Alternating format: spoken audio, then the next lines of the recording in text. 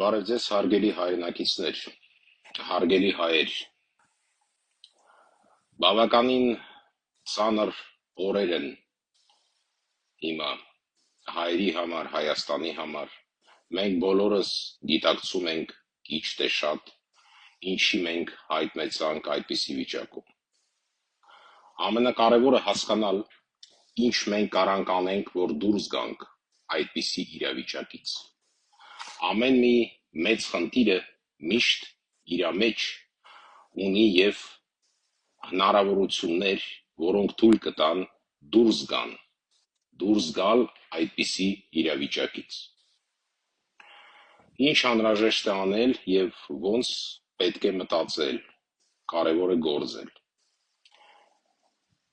Մեր հիմիկվանը եւ մեր ապագան, նկատի ունեմ ամբողջությամբ հայ ազգը։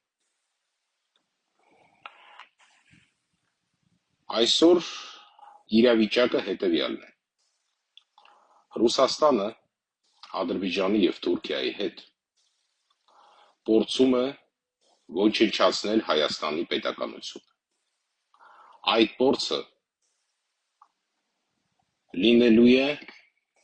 Հայաստանի համար ամենամեծ եւ գլխավոր քննություն իր պետականության մեջ։ Եվ այդ քննությունը Հայաստանը հանձնելու է ունենալով մոտ 3, բայց հնարավոր է եւ 2.5 միլիոն բնակչություն, կառավարություն, որի նպատակները եւ նախագծերը երևի թե չեն համապատասխանում այսօրվա իրավիճակին, իսկ եթե համապատասխանում են, մենք կտենանք ապագա ամիսների ժամանակ,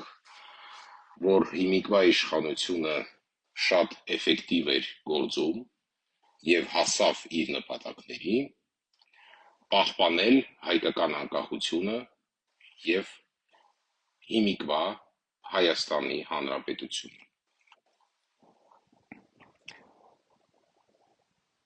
Մեծ գաղտնիք չէ, որ Ադրբեջանը ամեն օր պատրաստվում է նոր հարձակման։ Այդ պատրաստականությունը Ադրբեջանին հույս կտա Ռուսաստանի նկատմամբ փակել իր պարտքերը Արցախը հանձնելուց։ Բոլորս գիտենք եւ ես շատ անդրադարձել եմ այդ հարցերին, որ առանց Ռուսաստանի օգնությամբ Ադրբեջանը ընդհանրապես չուներ ոչ մի հնարավորություն իրականացնելու Արցախի գրավումը եւ հասնել Հայաստանը այսօրվա իրավիճակին։ Հայաստանը պիտի իր պարտքը մուծի հարձակման եւ բացելու Ռուսաստանի համար ճանապարհ միջանցք դեպի Թուրքիա, որ Ռուսաստանը ունենա ապահով ճանապարհ ստանալու զենքեր, զինամթերք եւ տեխնոլոգիաներ։ Ինչ Հայաստանը կարա անի այդ վիճակում։ Խոսելով Հայաստանի մասին, ես հիմնականում նկատի ունեմ հայ ազգը։ Ես չեմ ուզում անդրադառնամ հիմա կառավարության քայլերին կամ նախապատրաստման ինչ-որ գործունեություններին, բայց ես ուզում եմ ասեմ հետևյալը. հայ ազգի համար ամենակարևորը պահպանվել հիմիկվա աշխարհում, պահպանվել, զինվել եւ ես նկատի ունեմ ոչ թե մենակ Հայաստանը, ես նկատի ունեմ ամբողջ աշխարհը, որտեղ կան հայկական համայնքները, իսկ հայկական համայնքները կան համարյա աշխարհի 80% երկրներում, փոքր թե մեծ, եւ պատրաստի ելնել Վերականգնել իսկական հզոր հայկական պետականություն։ Ուրիշ նպատակ եւ ուրիշ հնարավորություն հայերի մոտ չի ելնել, բայց միշտ պատրաստ լինել օրինակ վերցնելով մեր նախնիներից, օրինակ վերցնելով այն ազգերից, որոնք երկար ժամանակ չեն ունեցել պետականություն, բայց պատրաստվել են այդ պետականությունը ստեղծելու համար։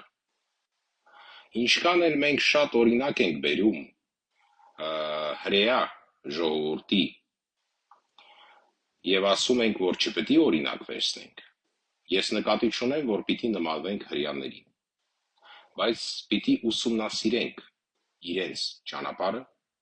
եւ ոնց իրանք հասել են հիմիկվա իրավիճակին, երբ լինելով պետություն, կրոնական պետություն, որը չի ընդունում քրիստոնեությունը, հանդիսանում են քրիստոնեության հիմնական դաշնակից։ Ցինիկ իմաստով,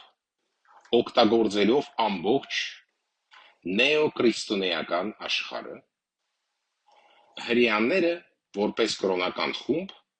ատում են քրիստոնեությունը որպես կրոն։ Ինչ դուք շատ եք տենում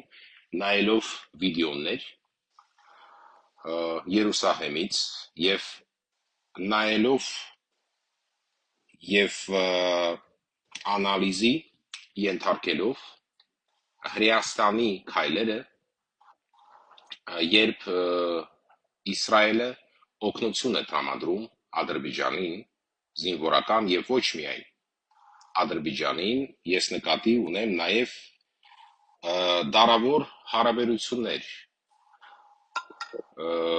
Օսմանյան կառսության եւ հրեական շրջանակների միջև։ Ու ամեն ինչ որ հիմա է կատարվում, միայն այդ հարաբերությունների շարունակությունն, ոչ մի նոր բան չի ստեղծվել, եւ պետք չի սպասել հայերին ոչ մեկից օգնություն։ Օգնությունը հատկացնում են այդ դեպքում, երբ կան շահեր։ Եվ այս ելույթի մեջ ես ուզում եմ դիմեմ հայ երիտասարդներին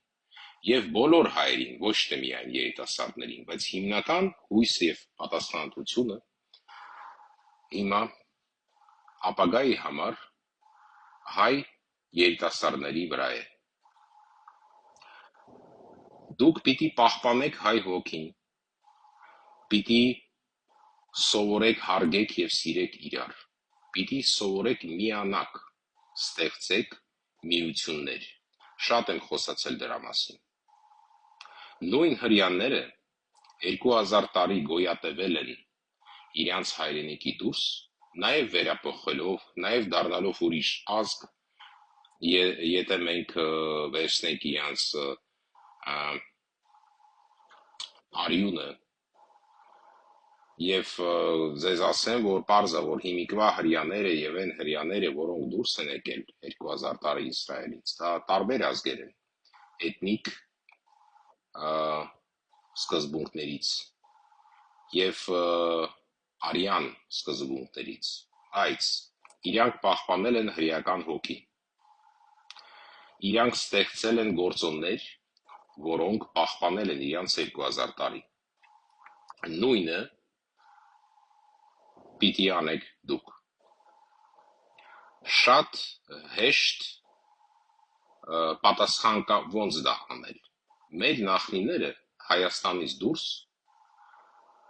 հաջողությունների են հասել, ունենալով հզոր նավատորմ, ունենալով զորքեր, ունենալով ֆինանսական հզորություն Հայաստանից դուրս եւ Եվրոպայում, Արևելյան եւ Արևմտյան եւ Կենտրոնական Ասիայում եւ Հեռավոր Ասիայում, ստեղծելով եւ ունենալով անկառություններ, այդ անկառությունները ունեցել են բաժանում, բաժանվել են զինվորական անկառությունների, որտեղ հավաքվել են այն երիտասարդները, որոնք միշտ պատրաստ են եղել պաշտպանել հայ ազգի